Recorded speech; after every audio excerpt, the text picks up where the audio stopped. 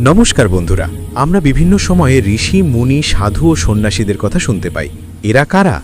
আমরা কাকে মুনি, ঋষি, সাধু, সন্ন্যাসী বলি? এদের প্রত্যেকের বৈশিষ্ট্য কিন্তু এক নয়, প্রত্যেকেই একে অপরের থেকে আলাদা।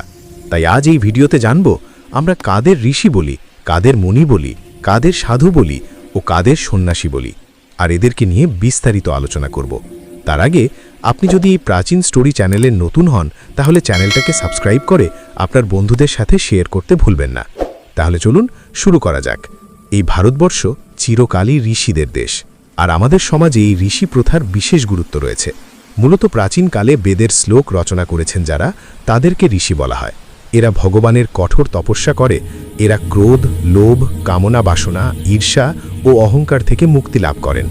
এর সঙ্গে সঙ্গে এরা গোটা সমাজকে মুক্তি লাভের পথ দেখান, তাই এদেরকে ঋষি বলা হয়। এই ঋষিদেরও আবার কয়েকটি প্রকারভেদ রয়েছে, যেগুলি হল মহর্ষি। ঋষিদের মধ্যে যারা মহান ও প্রধান ছিলেন তাদেরকেই বলা হতো মহর্ষি। উদাহরণ যেমন কৃষ্ণদ্বৈপায়ন বেদব্যাস ছিলেন মহর্ষি। দেবর্ষি, দেবতা হয়েও যারা ঋষি ছিলেন তাদের বলা হতো দেবর্ষি, যেমন দেবর্ষি নারদ। শ্রুতর্ষি, যেসব ঋষিগণ শুনে শুনে বেদমন্ত্র লাভ করেছিলেন তাদেরকে বলা হতো শ্রুতর্ষি, যেমন ঋষি বশিষ্ঠ। রাজর্ষি, রাজা হয়েও যিনি ঋষি বা ঋষির মতো আচরণ করেন তাদেরকে বলা হতো রাজর্ষি, যেমন রাজার জনক। মুনি কাদের বলা হয়?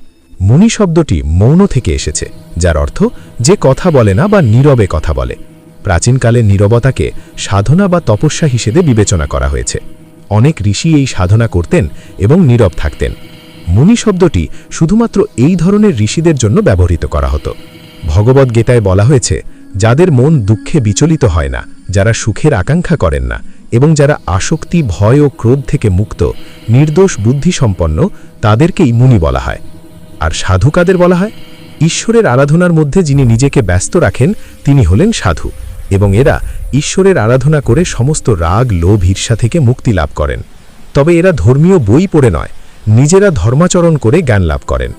এবং যিনি তার 6টি পাপ অর্থাৎ কাম, ক্রোধ, লোভ, মিথ্যা, অহংকার এবং আসক্তি ত্যাগ করেছেন, তারাই হলেন প্রকৃত সাধু।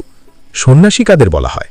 সন্ন্যাসীর অর্থ যিনি সন্ন্যাস ব্রত তথা সংসার ত্যাগ করেছেন। বিহত্যাগী বা বিরাগী মূলত সংসার ত্যাগ করে যারা ঈশ্বরের চিন্তামগ্ন থাকেন বা ভিক্ষু ধর্ম অবলম্বন করে ঈশ্বরের সান্নিধ্যে থাকেন, তাদের বলা হয় সন্ন্যাসী।